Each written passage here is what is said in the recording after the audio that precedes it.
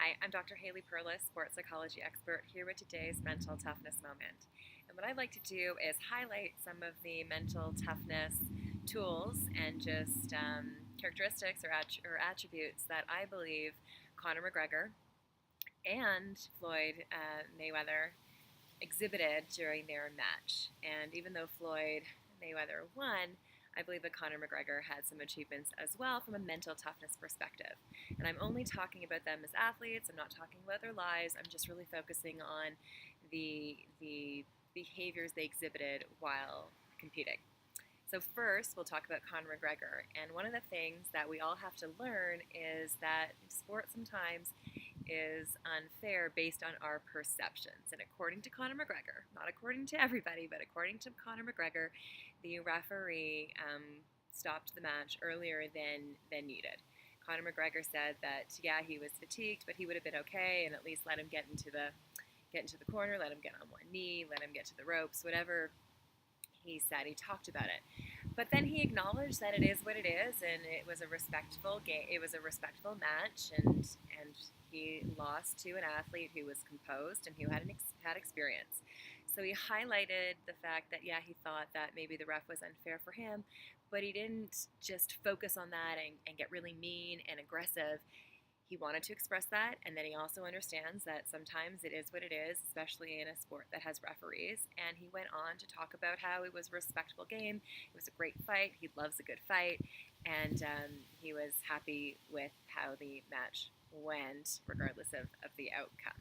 So fallacy of fairness is something we all need to learn, because sometimes it's just not going to go our way, and we're going to think that other people have played a role in that. Moving to Floyd, what Floyd Mayweather said is that he had a plan that he and his father and his team created, and he stuck to that plan. So we talk about pre-performance routines, and we talk about strategies to execute, and he continued to talk about how he had a plan, he had a plan of action, a plan of attack, and he stuck with it.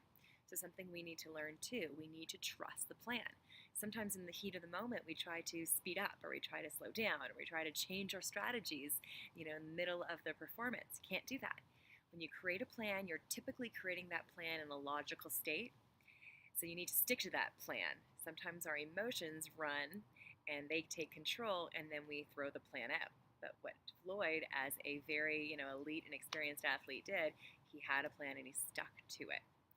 Both athletes talked about the extrinsic motivation. They wanted to give the fans, give the spectators a good fight, extrinsic motivation. They also made a lot of money, extrinsic motivation. Intrinsic motivation, they both said that they loved boxing. They loved playing each other. They loved a good fight. So you could talk about the fun aspect, they had a good time, and also the extrinsic motivation. And as we gain in level of development, extrinsic motives, rewards, whichever format they come in, that's important.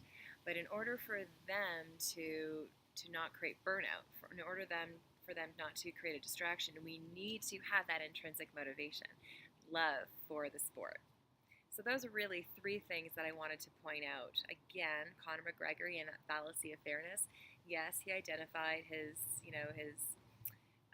dissatisfaction with the ref's call. He made it clear, and he said, but I respect Floyd and I respect the sport of boxing, and I enjoyed myself. So he basically learned to deal with it. He didn't put up a huge fight. Also, Floyd had a plan, stuck to it. He committed to the plan that he created before the fight. And then lastly, both athletes had high levels of extrinsic motivation, but they also had high levels of intrinsic motivation, and you need both in order to perform. You really need that intrinsic motivation primarily in order to maintain motivation to play.